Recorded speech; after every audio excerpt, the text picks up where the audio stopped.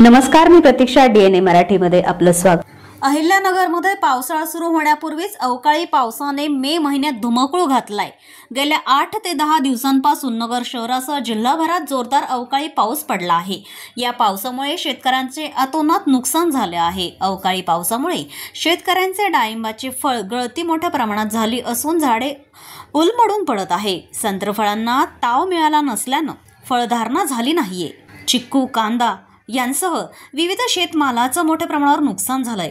या सर्व नुकसानीचा पंचनामा होऊन शेतकऱ्यांना आर्थिक मदत करण्यात यावी अशी मागणी नगर तालुका महाविकास आघाडी आणि शेतकऱ्यांच्या वतीनं करण्यात आली आहे. जर पंचनामे 30 तारखेच्या आतमध्ये झाले नाही तर नगर तालुका महाविकास आघाडी आणि समस्त शेतकऱ्यांच्या वतीनं तीव्र स्वरूपाचं आंदोलन करण्यात येणार असल्याचा इशारा शेतकरी आणि ग्रामस्थांनी दिला आहे. सदरचे निवेदन जिल्हाधिकारी आणि पालकमंत्री राधाकृष्ण विखे यांना 26 एप्रिल रोजी जिल्हाधिकारी कार्यालय या ठिकाणी बैठक आयोजित करण्यात आली होती त्यावेळी दिलं आहे. या निवेदनाप्रसंगी बाळासाहेब हराळ, जगन्नाथ पोर, सरपंच बाप्पू अमृते, पोपटराव निमसे, गणेश तोडमल, संतोष काळे, विलास शेडाळे, संदीप गुंड, संजय कोणकर, अरुण म्हस्के, मधुकर म्हस्के, संपत बेरडे यांसह शेतकरी मोठ्या प्रमाणात उपस्थित होते. आज शेतकऱ्यांच्या नुकसानीच्या पंचनाम्याच्या संदर्भामध्ये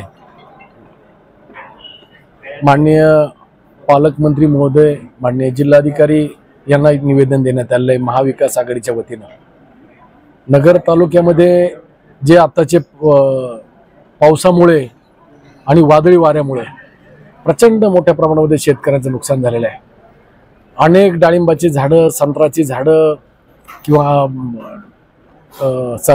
याची फळबागेची झाडं उन्मळून पडलेली आहेत. त्यांचे फळं पडलेले आहेत, सडा झालेला आहे. आणि शेतकऱ्यांनी जो कांदा काढलाय तो कांदा त्या ठिकाणी शेतामध्येच पडलेला आहे, तो काढताही बाहेर आलेला नाही. आज आम्ही जेव्हा कृषी अधिकाऱ्याशी बोलतो त्यावेळेस ते सांगतात की आम्हाला फक्त शेतामध्ये जो कांदा आहे तो काढता आला नाही त्याचे पंचनामे करायचे. माझी सरकारला नम्रतेची आणि विनंती आज आम्ही पालकमंत्री महोदयांना, कलेक्टर साहेबांना केली की जे शेतकऱ्यांचे कांदे बांधावरती पडलेले आहेत, उरुळी घालून लोकांनी ठेवले होते, त्याचं पूर्ण नुकसान त्या ठिकाणी झालेलं आहे. आणि म्हणून याचे पंचनामे होणं अत्यंत गरजेचं आहे की जो त्या ठिकाणी कांदा साठवणुकीसाठी त्यांना तिथं याच्यामध्ये नेताच आलं नाही, त्याचे पंचनामे होणे अत्यंत गरजेचं आहे.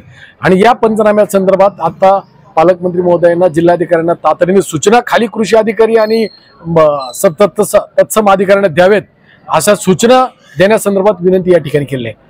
जर याची अंमलबजावणी येत्या 8 दिवसामध्ये जर झाली नाही तर नगर तालुका महाविकास आघाडीच्या वतीनं तीव्र आंदोलन या ठिकाणी केलं जाईल. कारण शेतकरी या पावसाने आणि या वादळाने पूर्णपणे नागवला गेलेला आहे. त्याचे पंचनामे झालेच पाहिजे आणि पंचनामे नुसते होऊन नाही, त्याला नुकसान भरपाई मिळालीच पाहिजे. आम्ही काय कुठल्या पक्ष म्हणून नाही, शेतकऱ्याची बाजू म्हणून या ठिकाणी आम्ही आज निवेदन दिलेलं आहे. उद्याच्या काळामध्ये जर या पंचनाम्याच्या संदर्भामध्ये कारवाई जर झाली नाही, आम्ही 4-5 दिवस वाट पाहणार आहोत. कारण आता पालकमंत्री म्हणले की अजून पावसाची तीव्रता आहे, 30 तारखेपर्यंत आम्ही वाट पाहू. 30 तारखेपर्यंत अजूनही अतिवृष्टी होण्याची शक्यता आहे आणि मग 30 तारखेनंतर याचे पंचनामे होणे अत्यंत गरजेचं आहे. आणि म्हणून जिल्हाधिकारी साहेबांना सुद्धा विनंती आहे की तातडीने त्यांनी ते पंचनाम्या संदर्भात आदेश द्यावेत. सर्व पदाधिकाऱ्यांनी आणि शेतकऱ्यांनी जिल्हाधिकारी कार्यालयामध्ये पालकमंत्र्यांना भेटून तालुक्याच्या वतीने आम्ही निवेदन केलं आहे. कारण शेतकऱ्यांची या अचानक पावसाने खूप हानी झालेली आहे. कांदा जवळजवळ 70% उरुळीतच राहिलेला आहे. तो कांदा चाळीमध्ये भरता आल्यामुळं अनेक नुकसान झालं. कारण शेतकऱ्यांना एकरी जवळजवळ लाख ते 1.25 लाख रुपये खर्च येतो. आणि जर याचे आम्हाला पालकमंत्र्यांसंग बोलताना आणि जिल्हाधिकाऱ्यांसंग बोलताना आम्ही एकच सांगितलं की तातडीने तुम्ही खाली तहसीलदारांना आणि कृषी अधिकाऱ्यांना पंचनामे करण्याचे सांगा. आणि पंचनामे करून नुसते चालणार नाही तर शेतकऱ्यांना डायरेक्ट त्यांच्या खात्यावर अनुदान मिळालं पाहिजे, एवढं आम्ही जिल्हाधिकाऱ्याला आणि पालकमंत्र्याला भेटून सांगितलं.